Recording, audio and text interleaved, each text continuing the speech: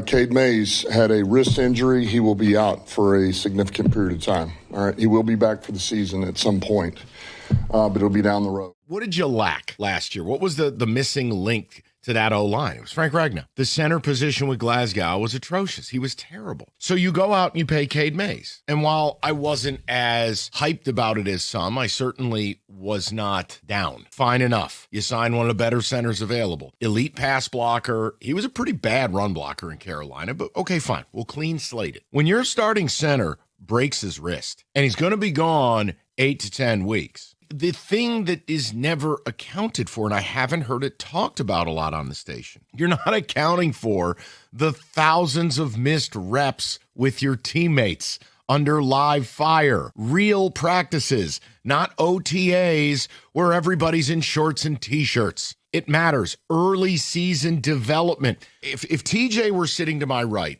I know he would agree with this. Offensive lines grow together. And the center position specifically, it is about developing and growing with the man who plays to your left and the man who plays to your right. You got to be a bit of a mind reader. You're going to know, hey, the guy to my left's footwork is better than the guy to my right, or this is a guy who needs more help with this type of player. The center position, you are the point guard. You facilitate everything. We all, I think, can be arm in arm. Lions are going to be a solid football team. They're going to be a good football team. Now, I don't know if that wins the North.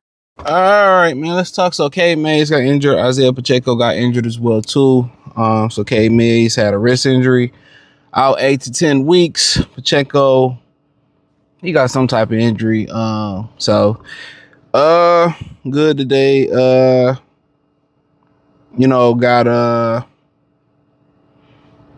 Got a gift sign, but it ain't nothing new. Lions start off and a lot of blows to the secondary.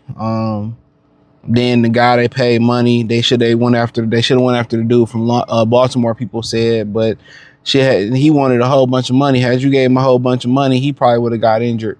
They just cursed. You know what I'm saying? They just cursed. 8 to 10 weeks, and that's probably the best case scenario.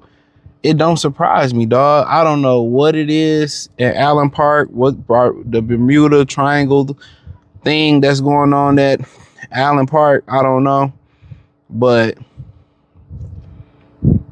it got to be a joke, because what's really hurting them in this situation is it's the reps, it's the camaraderie. So now you take 2 to 2.5 months off, and then he got to physically get ready, and then they already in the season and they ain't even got a chance to play with old buddy. So they built some reps in practice, so it don't surprise me, dog. The Lions just ain't, the curse is that the Forest got to sell them, and once they sell them, then and then they calling it, Dan Campbell's calling it a freak accident. Why is it always a freak accident that's happening to the Detroit Pistons? Ian Rappaport reported Mays has a fracture, a small bone in his wrist. And when you're an offensive lineman, dog, you need your wrist, your hands. That's why you see them tape their fingers and their wrist and shit in the trenches. A lot of the hands be broken and all that shit. Fingers be broken, hands be all, that's because of the dirty shit they do. If you ever see like a D lineman and O lineman wear masks, that's because people be throwing dirt in their face. They'll throw dirt in your face. It's real dirty in the trenches. Y'all just think it's thugging it out, pushing. They real dirty, hitting niggas in the balls, gouge you in your face. Another reason you keep an eye visor on. The trenches is dirty, bro. So he fractured small, and injury will keep him out roughly 8 to 10 weeks, putting his return mid-season. If they are being cautious, it could mean his return could be October 25th as the team's off a bye week versus the Green Bay Packers. So it is what it is. I don't surprise you none, bro. It is just it ain't in the works for the Lions, man. Then to win shit, man. It ain't in the works, man. Because you sit here and your prize free agent, now he go down.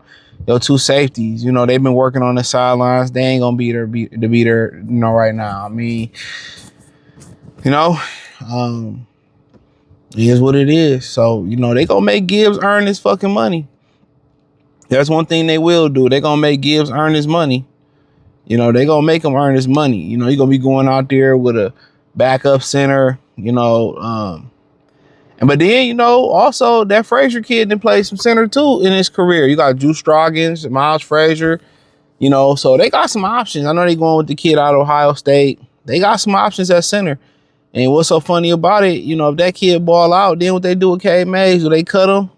If that kid is balling out for the fraction of the price, which most likely won't happen, but it don't surprise me none. And then somebody was saying, well, there's a lot of injuries in amongst the offensive linemen in camp early, amongst other teams. I mean, it's the same story every year with the Lions, bro.